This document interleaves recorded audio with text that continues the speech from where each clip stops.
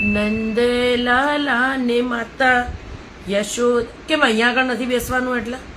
એટલે કેમ અમારી બેન બને છે, તમે બંને જોડે બેસીએ, તમને શું વાંધો છે? ચેતાબેન, તમે જેટલું મારું ધ્યાન રાખો છો ને એટલું ભગવાનમાં મન પરોવો, નહીં તો એવું ના થાય કે હું સ્વર્ગમાં હું તમે નરકમાં. આ તમે 12 મહિના રૂપિયા ભરી દીધા છે ને એટલે બાકી હવે તમે ચેરમેન હો તો મારા ભજન મંડળમાં રહેવું જ નથી. નંદલાલા ને રોશની નવી ગાડી લાવી, તે જોઈ નહીં? પેલા 1 વેચ ચાલતી હતી ઊંચી, હવે 2 વેચ ઊંચી ચાલશે લુચ્ચી. નંદલાલા ને માતા. ઉમેશભાઈ તો બધો 2 નંબરનો રૂપિયો છે. એ જે સરકારી ડિપાર્ટમેન્ટમાં છે ને એમાં મારો એક બનેવી એ નોકરી કરે છે. મારું બનેવી લુખ્ખો જ છે એટલે ઉમેશભાઈ લુખ્ખા જ હોય. તને ખબર નથી? રાત્રે 12 વાગે આવે ને હાથમાં કાળા રંગની બેગ લઈને આવે છે. એમનો જેવો ઝાપો ખકડે ને એટલે તરત જ હું બારીમાં ડોકી કરું એટલે મને ખબર છે 1 નંબરનો લવખડ્યો છે. નંદલાલ હરામ, જો મારા મોઢે ભગવાનના નામ સિવાય બીજું કંઈ બી નીકળ્યું હોય ને તો ચેતનાબેન કે મારે ઉપર જઈને ભગવાનને જવાબ નથી આલવાનો, નહીં તો ભગવાન તળશે નહીં મને. ત્યાં થોડી ગેસની કમી છે, ત્યારે શું વાતો કરો છો? નંદલાલા ને માતા. એ ગરદણી, ઉનાળો છે તો આઈસ્ક્રીમ ખવડાવો ત્યારે હાલો. ભજન કઈ કઈ ગળું સુકાય છે. ઠીક, જ્યુસ બનાવી હા તોય ચાલશે, લસ્સી હોત તોય ચાલત. દહીં ખાવાનું કીધું, પેટમાં થોડી તકલીફ છે ને મને એટલે.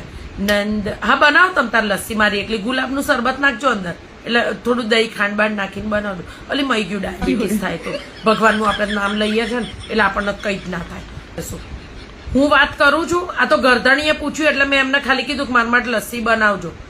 ચેતનાડીન છે ને કોકવાર મને એવું થાય ગુંડા ભાડે રાખીને ટીચાવડાવું. નંદલાલા ને માતા યશોદાજી સાંભળ. પ્રસાદમાં શું રાખ્યું છે? હે તોલી કેરીના સમારાય આ લોકોએ પપૈયાનો પ્રસાદ રાખ્યો છે. પપૈયું, ચીકુન, કેળા એમ. તોલી કેરી ના રખાય? મોંઘી છે એટલે નહીં રાખી હોય. આવું હતું અસલી. ભગવાનના ભજન રાખો તો દિલ ખોલીને તમારે તો પ્રસાદ ખવડાવવો જોઈએ. માણસ કેસરની પેટી લાઈન લોકોને ના ખવડાવે. આવું ભજન રાખેલું હું કામનું? અલી અને લાણી લાયા છે આ લોકો. શું લાયા છે?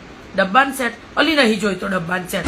આખી સોસાયટીમાં જ બધે ડબલા ભેગા કર્યા. આટલા મારા ખાનદાનમાં ડબલા ઓછા છે, બધેથી ડબલા લો. 6 થાળીનો સેટ જોઈએ છે અલી મારે.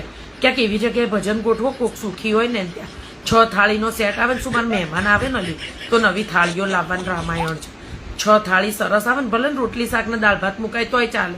તો એવી થાળી. અને કોકને ત્યાં ભજન હોય ને તો આપણે કહી જ દેવાનું, આપણે સજેશન આલવાનું કે થાળીનો સેટ આલો એટલે આલે. ત્યાર શું લસ્સી લાયા લાઈન મારી તમારા બધા માટે તો એમને કઈ